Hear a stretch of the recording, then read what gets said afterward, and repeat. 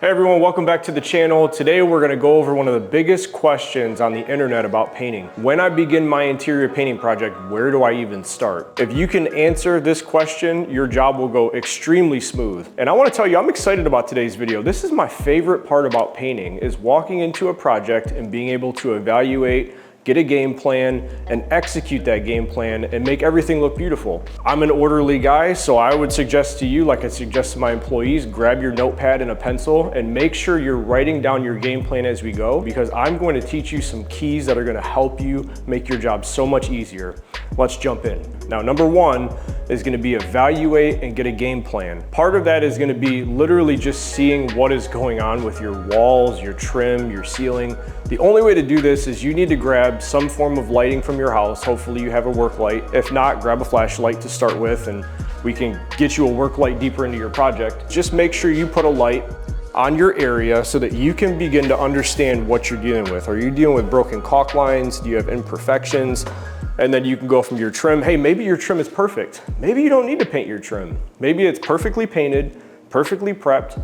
What's the point? If you like the color, keep it. Be simple about it. And then you can move yourself over to your walls. Hey, how do my walls look? Do I have imperfections? Does it need to be sanded? All of these things really actually help you kind of get a game plan, because if you put the light on the wall and it's like, oh my God, that's awful. Well, now you know you've got a little bit more work involved, and you can begin to take some of that anxiety off of your project and just begin to move forward with a game plan.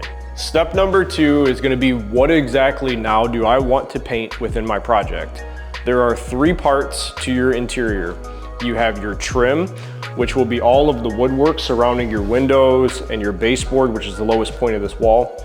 Then you will have your ceilings, and also you will have your walls. So out of those three, which one do you want to paint? Do you want to paint all three, even if everything's in really good shape, you just want a color change? Or do you want to leave your trim because it's in good shape? Now you have to determine which one of these three things do you actually want to paint moving forward. One of the biggest questions that you're going to have is, how much paint do I need to purchase for my room? This is a tough question because every room brings its own challenges. You may have a big area of window that will affect how much wall paint you have to purchase. My suggestion to you would be, take some pictures of your room, measure the square footage of your room, and take those measurements and the pictures to the paint store that you're buying from and say, here are my pictures, here's my square footage, and they will help you determine how much paint to purchase. This will take the question mark out of how many gallons for the ceiling, for the walls, for the trim, and this will simplify things for you. Now we're getting into number four, and I want to walk you through a 4 to 5 step process of how to keep your job in order and make it beautiful. Step number one is going to be prepping your room. I have a video that will teach you from start to finish how to do this. We'll reference this video in the link above. You can click on that video. It's about 4 to 5 minutes. It will walk you through how to prep your walls, how to prep your trim, how to prep your ceiling for painting. This is huge. If you don't prep and you don't cover your floors, it can be a disaster and you might not get a good paint job in the end. Step number two, always paint your trim first. Out of the three things you can paint, which is your trim, wall, ceiling, I always want you to start with your trim first. There's a reason for this. Is because I want you to pick the hardest thing and paint that first, because now the tail end of your project becomes much easier. Step number three, paint your ceilings second. You never want to do ceilings after your walls. Super hard, unnecessary, big mess. So always go from your trim to your ceiling second. Step number four, paint your walls.